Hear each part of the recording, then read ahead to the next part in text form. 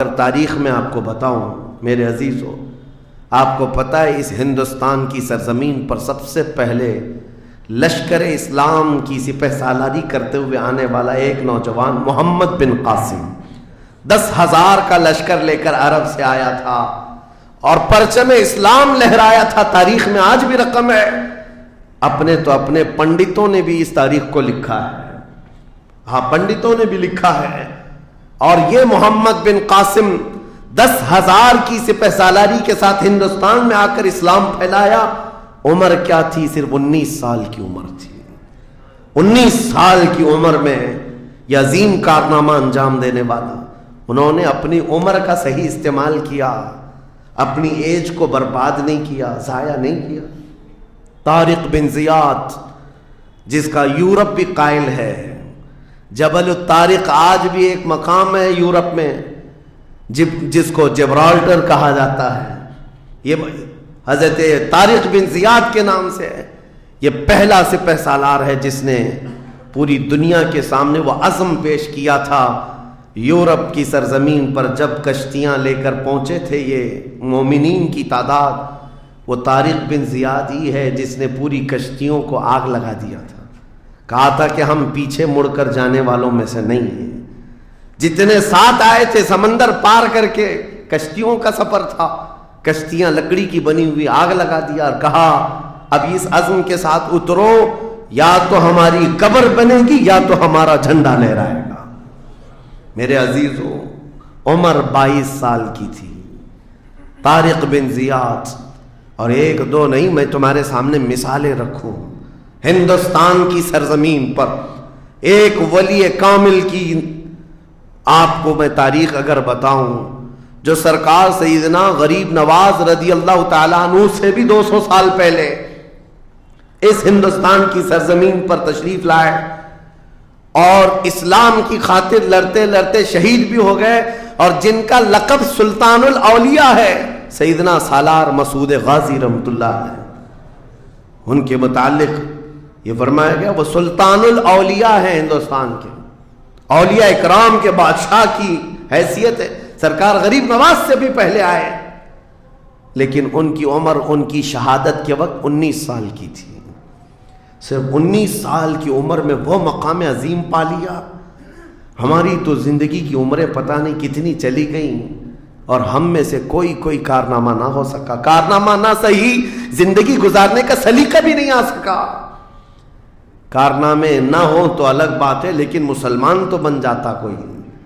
عزیزان گرامی وقار، میں آپ کو ایک بات بتا دوں، جو زندگی ملی ہے کچھ ایسا کر جاؤ کہ تمہاری تاریخ رقم ہو جائے، ورنہ قبرستان جا کر کے دیکھنا، وہاں تو لکھے ہوئے کتبے بھی مٹ گئے، قبروں میں کون سویا ہے ان کو بھی لوگ فراموش کر چکے، بھول گئے، سب بھول گئے۔ لیکن کچھ ہستیاں ہیں جو ہمیشہ آباد رہتی ہیں، یہ وہ لوگ ہیں جنہوں نے اس روئے زمین پر اپنی ذات کے لیے نہیں، اللہ کی رضا کے لیے جیا کرتے تھے، اللہ کی رضا کے لیے جیا کرتے۔ آج میں یہ بات کہنا چاہتا ہوں نوجوانوں سے، تمہیں پتہ ہے ممبئی کی سرزمین پر لاکھوں نوجوانوں کی تعداد ہے، میں جانتا ہوں، لیکن ان میں سے کوئی انقلابی نوجوان ہو، کوئی دین کی طرف بڑھنے والا، حساس دل رکھنے والا کیوں نہیں؟ خاص طور پر آپ کے ان علاقوں میں تو نشہ اتنا عام کر دیا گیا ہے، ہم دور دراز علاقوں سے سنتے ہیں کہ مسلمانوں کی میجورٹی والے علاقے، یہاں نشہ بکتا بھی ہے، کرتے بھی ہیں، رات بھر اسی میں پڑے رہتے ہیں۔ کس نے اس دنیا میں تمہیں ملوث کیا ہے؟ یہ وہ قوم ہے جو قیصر و کسریٰ کو گھٹنے پر لے آئی تھی، یہ وہ قوم ہے جس نے دریائے دجلہ میں گھوڑے دوڑا دیے تھے، یہ وہ قوم ہے جس نے افریقہ کی جنگلوں میں بھی اذانیں دی تھی، یہ وہ قوم ہے جس نے یورپ کے کلیساؤں میں کلمہ توحید کو بلند کیا تھا۔ لیکن آج اسی قوم کی حال یہ ہے کہ دنیا ہر گھڑی ہمارے اعمال کو نشانہ بنا کر کے ہمیں ڈیگریڈ کرتی جا رہی ہے۔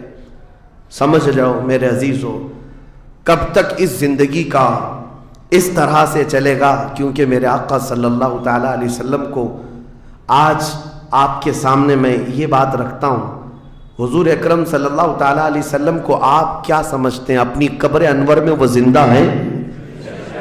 ہم تو سنی ہیں۔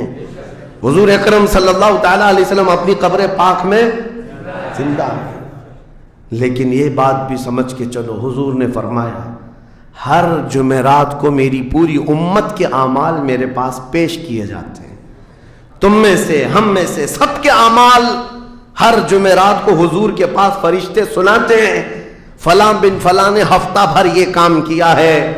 حضور فرماتے ہیں اگر برے اعمال پیش ہوتے ہیں تو مجھے غم ہوتا ہے، میں استغفار کرتا ہوں اللہ کی بارگاہ میں، اور اچھے اعمال آتے ہیں تو شکر بجا لاتا ہوں، اس کے لیے دعا کرتا ہوں۔ عزیزان گرامی وقار، کبھی پلٹ کر کے زندگی میں دیکھنا کتنے جمعرات ایسی چلی گئی ہوں گی جس میں ہمارے کون سے اعمال فرشتے لے جا کر کے سنا رہے ہوں گے۔ حضور اکرم صلی اللہ تعالیٰ علیہ وسلم کی بارگاہ میں جب ہمارے اعمال یہ کہہ کر سنائے جائیں آقا آپ کا فلاں امتی بے خبر ہے، نہ نماز پڑھتا ہے، نہ ہی آپ پر درود پڑھتا ہے، نہ ہی وہ کبھی نیکیوں کی طرف آتا ہے، وہ تو گانوں کی دھن پر جی رہا ہے، صبح اٹھتا ہے شام ہوتی ہے تو اس کو تو فلموں کے نغمے یاد ہیں، آپ کا کوئی قول یاد نہیں۔ بتاؤ میرے آقا صلی اللہ تعالیٰ علیہ وسلم کو فرشتے جب ہمارے متعلق یہ خبر دے رہے ہو، کیا حضور پاک صلی اللہ تعالیٰ علیہ وسلم کو اس بات کا قلق نہیں ہوتا؟ یہ وہ امت ہے جس کے لیے میں رات رات بھر کھڑے ہو کر دعا کرتا تھا، آج یہ ہم کو فراموش کی ہوئی ہے۔ زندگی گزارنے کا مقصد سمجھ جاؤ میرے عزیزوں، اسی لیے میں آپ کو کہتا ہوں کہ زندگی یہ نہیں ہے، حضور تاج الشریعہ رحمۃ اللہ علیہ نے فرمایا زندگی یہ نہیں ہے کسی کی کسی کے لیے، زندگی ہے نبی کی نبی کے لیے، نہ سمجھ مرتے ہیں زندگی کے لیے، جینا مرنا ہے سب کچھ نبی کے لیے۔ جو لوگ یہ سمجھ جائیں اس نقطے کو، انہوں نے زندگی کی مرادوں کو پا لیا ہے، وہ حصولیاب ہو چکے ہیں۔ لیکن جو اب تک بھٹکے ہوئے ہیں ان کو میں دعوت فکر دوں گا، ایک بار سوچ لو، ایک بار سوچ لو، ویسے ہی دنیا ختم ہونے والی ہے اور تمہاری موت آنے والی ہے، ایک بار سوچ لو، ایک بار سوچ لو کہ ہمارے ساتھ آخرت میں ہونا کیا ہے، قبر میں ہمارے ساتھ بیٹھنے والا کون ہے، ہمارے ساتھ تنہائی کا نگہبان کون ہے، اور محشر کے اس بھرے میدان میں ہمارا ہاتھ پکڑنے والا کون ہے۔ جب بار بار یہ سوچو گے تو اس فکر کو پہنچو گے کہ وہ صرف اور صرف ایک ہی ذات ہے، کون دیتا ہے دینے کو منہ چاہیے، دینے والا ہے سچا۔ حضور پاک صلی اللہ تعالیٰ علیہ وسلم کی طرف لو لگا دو۔ اس کو جن لوگوں نے اپنی زندگی میں پہچان لیا وہ امام اہل سنت بن گئے، مجدد وقت بن گئے،